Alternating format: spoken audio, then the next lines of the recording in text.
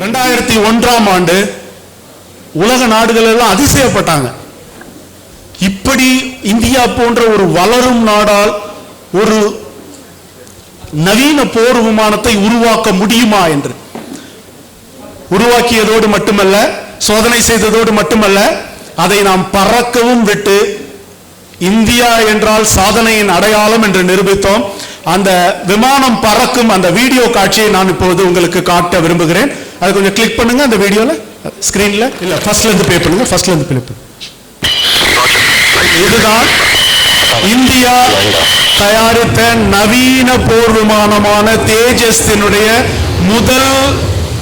முதலாக அது விண்ணில் பறந்த காட்சியை தான் நீங்கள் பார்த்துக் கொண்டிருக்கிறீர்கள். இந்தியா சொந்தமாக வடிவமைத்த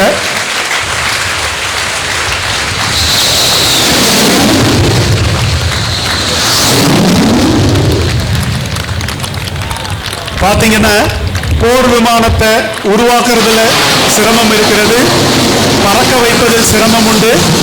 ஆனால் நாமே வடிவமைத்த விமானத்தை யார் முதலில் ஓட்டுவது என்பது ஒரு கேள்வி. ஏனென்றால் இது சோதனை விமானம். ஏதாவது விபத்து நடந்தால் என்ன என்கிற பிரச்சனை உண்டு. நாம் வெளிநாட்டு விமானிகளை நம்பாமல் ஒரு இந்திய விமானப்படை விமானி தான் நமது விமானத்தை இயக்கினார்.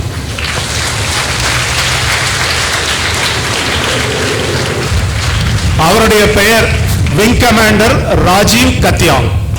அவர் இப்ப பாருங்க, அவருடைய படமும் உங்களுக்கு இருக்கும். அவர் தான் விங் கமாண்டர் ராஜீவ் கத்தியால் இந்த விமானத்தை இயக்குகிறார். சுதந்திர இந்தியாவின் மிக உன்னதமான தொழில்நுட்ப படைப்பு என்றால் இதைத்தான் சொல்வோம். இங்கே கவனித்துக் கொண்டே இருங்கள். ஒரு முக்கியமான பெரும் புள்ளி வருகிறார். யார்? இங்க கொஞ்சம் பாஸ் பண்றீங்களா? இது யார் தெரிகிறதா? டாக்டர் APJ அப்துல் கலாம் அவர்கள்.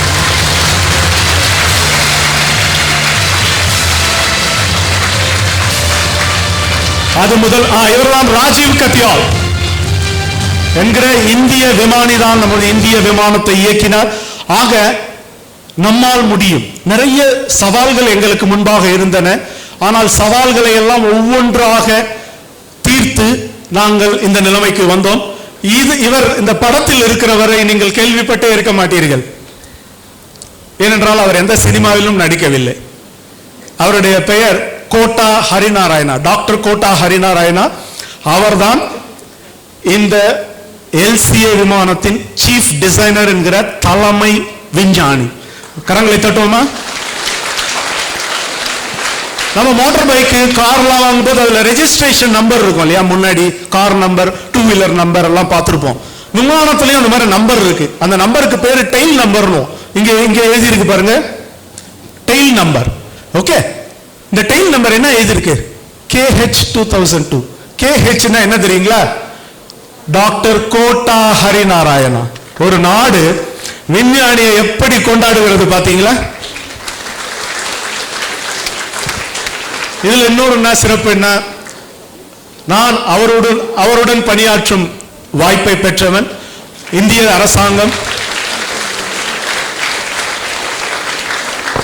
இந்த விமானம் வெற்றி சோதனைக்கு பிறகு இந்திய அரசு அவருக்கு பத்மஸ்ரீ விருது கொடுத்து கௌரவித்தது என்பது மிக சிறப்பு.